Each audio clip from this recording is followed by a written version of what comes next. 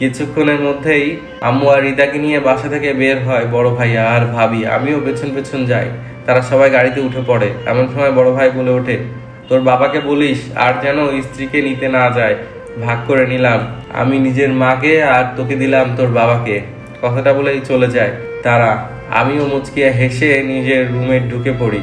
দেখি অহনা চুপচাপ বসে আছে আকাশের দিকে তাকিয়ে, যেটা দেখে কিছুটা ধমকে সুরে বলি, এই অহনা, এভাবে দেবদাসী হলে চলবে? স্বামীর এক চুমু দেখেই এমন? তুই কিন্তু। বাকিটা বলার আগে ঠাস ঠাস করে দুটো থাপ্পড় মেরে বসি ওর গালে। থাপ্পড় খেয়ে অহনা চুপ হয়ে যায় আর আমি বলি, অনেক হলো তো তুই এখন যা, চুপচাপ কিচেনে গিয়ে রান্না কর, গোসল করে আসছি আমি। বাথরুমে গিয়ে মনের সুখে গোসল করতে থাকি আমি, কারণ শরীরে লিপির রক্ত লেগেছিল কিছুটা। পাক্কা 1 ঘন্টা ধরে গোসল করে বাথরুম থেকে বের হয়ে দেখি অহনা ঠিক আগের জায়গায় স্ট্যাচু হয়ে দাঁড়িয়ে আছে। মুহূর্তে আবারও রাগ উঠে যায় শরীরে, তবুও নিজেকে সামলিয়ে বলি, রান্না কি হয়েছে? আর এভাবে দাঁড়িয়ে আছিস কেন? আসলে আপনি বাথরুমে যাওয়ার পর আমি কিচেনে গিয়েছিলাম, গিয়ে দেখি অনেক কিছু রান্না করা আছে, তাই। বলো। তাই আর কিছু রান্না করিনি। ভালো, চলো খাবার সার্ভ করবে, আমার ক্ষুধা পেয়েছে খুব। অহনা কোনো উত্তর না দিয়ে যেতে নিবে, অমনি ওর হাতটা টেনে ধরি। হাতে টান অনুভব করে অহনা ঘুরে তাকায় আমার দিকে, কাবা কাবা কণ্ঠে বলে, এভাবে হাত ধরলেন কেন? এবার কিন্তু আমি আপনাকে তুই করে বলিনি। সেই জন্য তোমার জন্য বিশেষ এক উপহার আছে। আমি বেশ আছি, আমার কোনো উপহার লাগবে না। আপনি তবু আমাকে আর মারবেন না। মারবো না আর কখনোই, তবে একটু কাছে আসবে তো?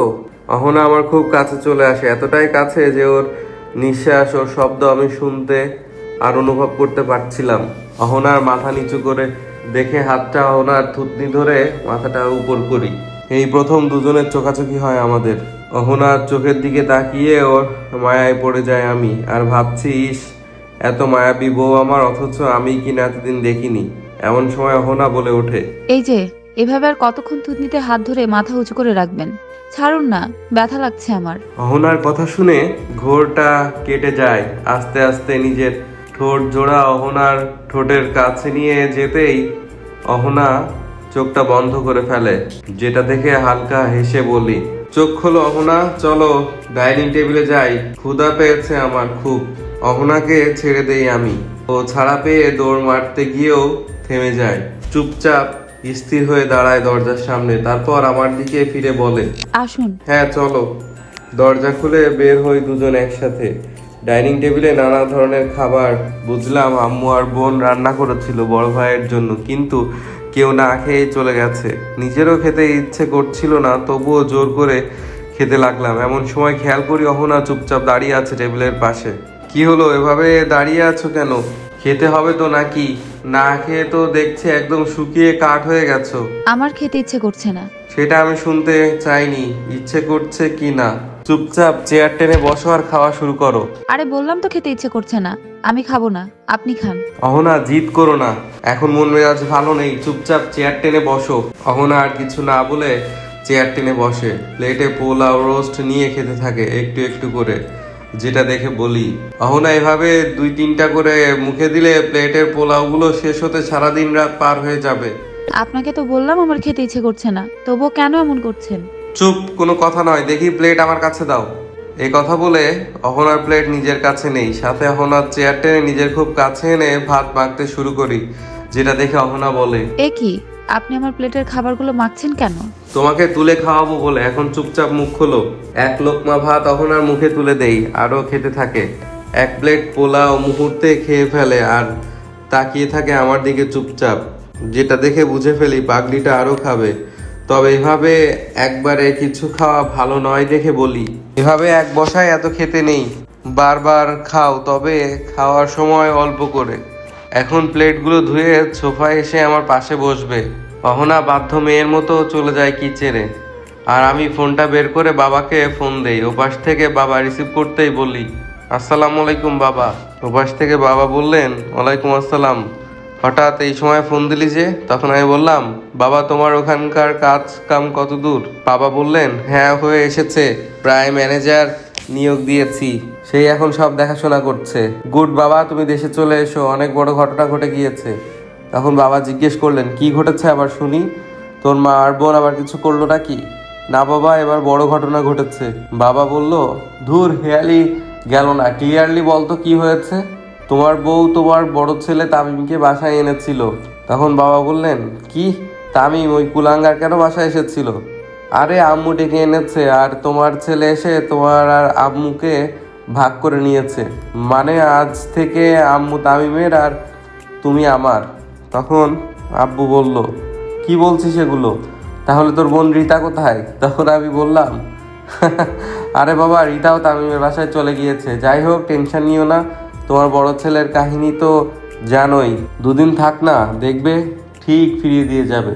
তখন বাবা বলল, বুঝলাম বাবা, আমি আর এখানে থাকবো না, আমি দেশে যেতে চাচ্ছিলাম। তখন আমি বললাম, বাবা চলে আসো।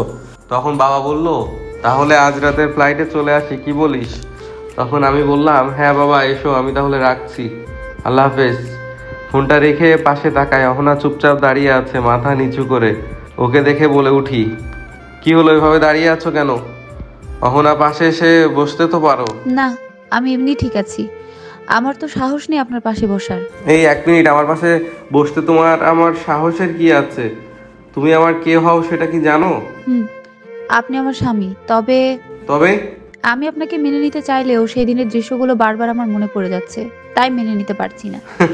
বুঝেছি অহনা, তুমি নিশুকে কিস করা আর ওকে নিয়ে বেডরুমে যাওয়ার কথা ভাবছো, ওটাই মনে করছো।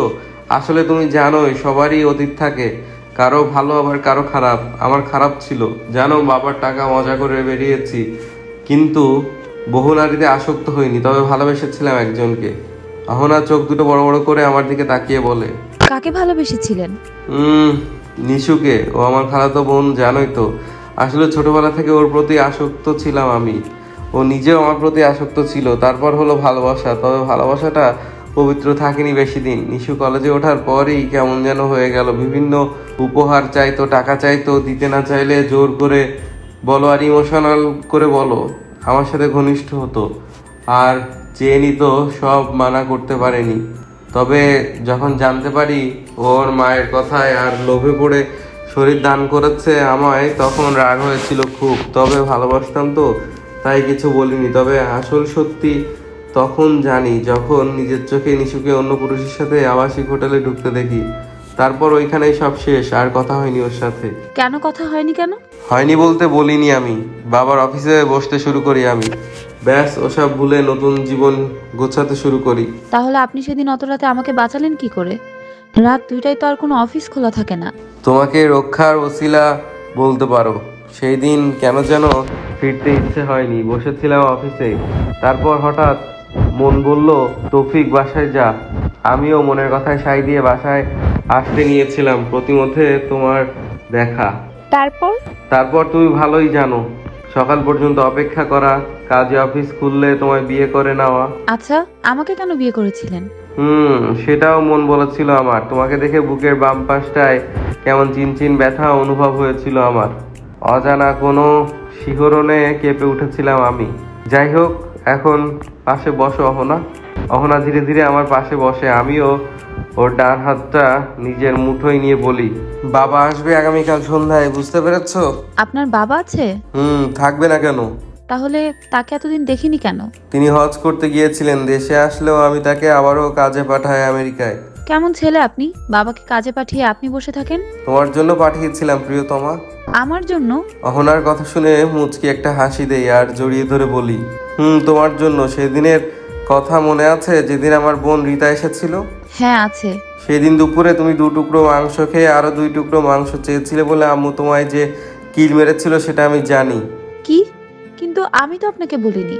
তুমি বলনি বলে আমি জানবো না প্রিয়তমা? তা কি হয় বলো? আমি নিজে দেখেছিলাম অফিসে বসেই। কিভাবে?